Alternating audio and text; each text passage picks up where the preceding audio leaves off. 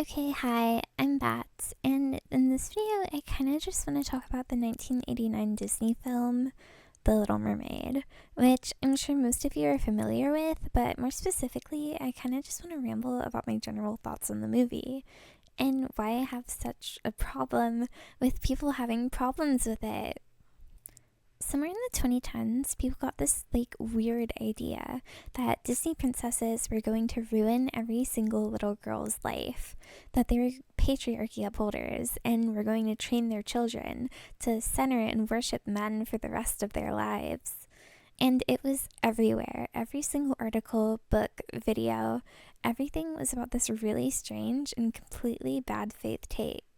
And all of the princesses were victims, but in my opinion, the number one victim of this weird hate train was Ariel, especially with the recent live action where people were begging for a more feminist version of her.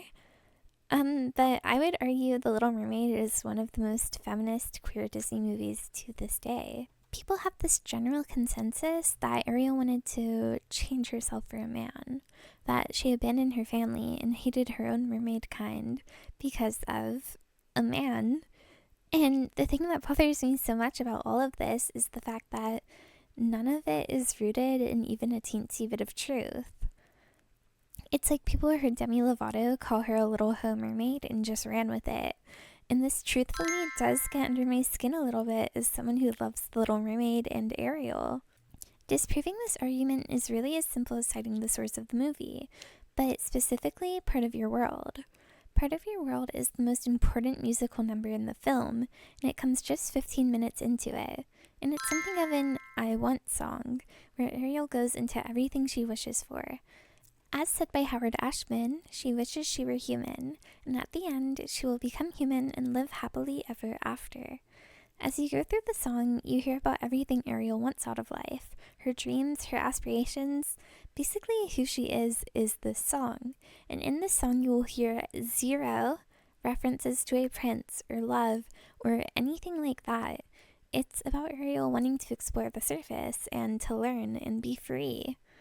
I feel like people always miss the mark on Little Mermaid because they actively ignore these key parts of the movie. The key part of Ariel always wanting to be human. She's always been obsessed with the idea. She obsessively collects things she finds from the land and brings them to Scuttle to learn more about them. Although he is very wrong about pretty much everything. The point is, she wants to learn everything there is to learn about humans. She's almost an anthropologist of sorts, which is very much proven in the lyrics. And ready to know what the people know. Ask them my questions and get some answers. What's a fire and why does it, what's the word, burn?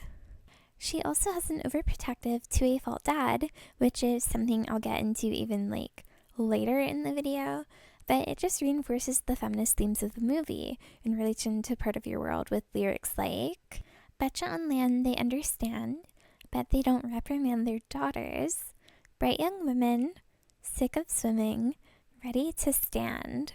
She wants freedom from the ocean. She wants to experience things outside of her small bubble. She's a girl who's known exactly what she wanted from the beginning, and she stood up for that despite what literally every single other person in Atlantis thinks, and in my mind, that is feminist.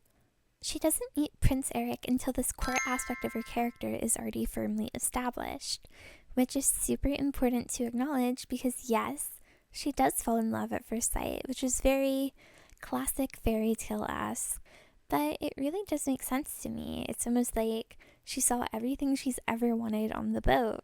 People dancing, the fireworks, the liveliness and humanity of it. All of that is quite literally what she's wanted since the beginning. She's almost starstruck. She says, I've never seen a human this close before. We also have to remember she's 16 years old and in a fictional world, so I assume love may work a little faster when you have to fit it into a 1 hour and 22-minute time frame, but I don't know. The boat then catches fire and tragedy ensues as Prince Eric is now about to drown, literally die. But of course, Ariel saves him, which is another point I'd like to make. We never really see Eric saving Ariel, it's always Ariel saving him, which is a flip on the damsel in distress trope that I quite like, and I think it really adds to the feminist elements of the movie. And it's kind of just another thing that people like to brush off. But anyway, the next scene is a sensitive topic for a ton of people, and I really don't blame them. It's not exactly something I'd argue is a feminist thing in the movie, but more aligns with the general queer coding of the whole film. And that is the scene where Triton destroys the Prince Eric statue and also Ariel's grotto as a whole. It's a really horrifying scene where Triton is angry and loud and violent at just the thought of Ariel going to the surface and being in love with a human. And in that moment, he destroys something that is so dear to Ariel, and I'd argue is the most important thing to her. And I feel like a lot of queer people really do relate to it in the way that their parents may have reacted to finding out about their identity. This is why I have such a problem with people taking Triton's side, saying he was just trying to protect Ariel, which is technically true, but he's going about it all wrong and letting his ignorance and hate completely overshadow the way Ariel may feel, or the way she does feel, you know? Completely ignoring the fact that she's completely miserable in the ocean. It doesn't take a rocket scientist to figure this out, as he's meant to be in the wrong. The movie literally frames it that way. He is unaccepting throughout the movie and downright abusive in the grotto scene. All of this hatred and fear really is completely unfounded and not reasonable, and that's the point.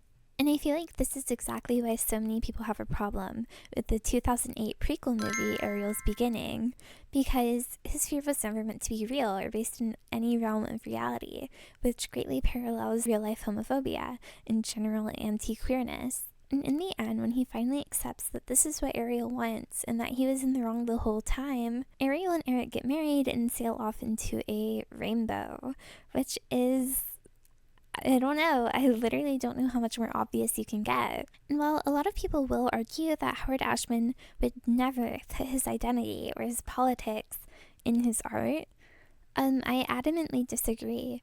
I feel like it's hard not to when you're not only the producer but the lyricist of the movie.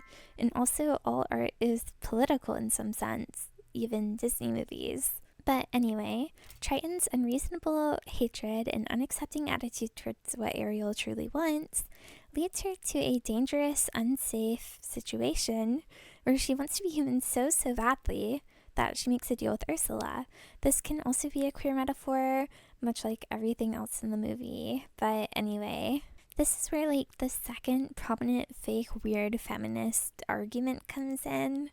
It seems people listened to Poor Unfortunate Souls and thought Ursula was speaking the genuine God-honest truth and wasn't being a little over the top while she was manipulating this 16-year-old girl by saying, "The men up there don't like a lot of blabber. They think a girl who gossips is a bore. Yes, on land it's much preferred for ladies not to say a word. And after all, dear, what is idle prattle for?" And it kind of goes on from there. You get the idea. But on a very surface level, it sounds like, yeah, it sounds bad. But if you look into it for even like a second or two, you can realize, wow, the villain is saying this. So maybe it's being framed as bad and not something that should be taken literally. I mean, Ursula is literally trying to convince Ariel to give up her voice for her own benefit. So of course she's saying anything she can to make it sound like a good idea. Of course I would get this argument if someone like Flounder or Sebastian or even Ariel herself said this, as these are characters shown to be good or on the right side. But it isn't them saying that at all. I genuinely think it's just stupidity at the end of the day. And the fact that people campaigned so hard for these lyrics to be removed in the live action really ruined that whole entire segment of the movie. In relation to the losing her voice situation, a lot of people think that it's like weird and creepy that Eric fell in love with Ariel when she lost her voice, and that Kiss the Girl is creepy because there was a lack of consent. The second one being a weird conservative argument to show that liberals are crazy or whatever. And I know it's not real because they don't actually kiss in that song. And then Ariel is the one initiating the kiss throughout the song. So if you just watch the movie, you'll know that's not like a problem. But so I won't be talking about that too much at all, really. But the thing is, I think people think it's weird that Ariel is mute because they think that she falls into what Ursula was talking about in Poor Unfortunate Souls, which is a submissive girl who has no opinions or thoughts or anything. But while Ariel is mute, her presence is still very, very loud, and her personality doesn't shy away for even a second. We see her being curious and adventurous and still very much herself, just without words. So I never truly understood why this was such a problem for people. My theory for all of this misunderstanding is people insisting that media from their childhood is so dark and has aged so poorly, when in reality, a lot of it hasn't. It's like they're all basing their opinions on bad articles and weird Facebook posts that are like, oh my god, this thing is so bad. And they just believe it because they only have these vague memories of the movie, and they fill in the gaps with what they hear instead of actually rewatching the movie for themselves. In conclusion, Ariel is a very complex character, despite people who make her out to be a little hoe mermaid who abandon her friends and family, which is the weirdest opinion you could possibly have about a fictional teenage girl in the name of feminism. And I would argue that the people saying this have a very heavy amount of internalized misogyny that they need to deal with before they project it onto a fictional character. But that's just my thoughts. Let me know what you think, and bye.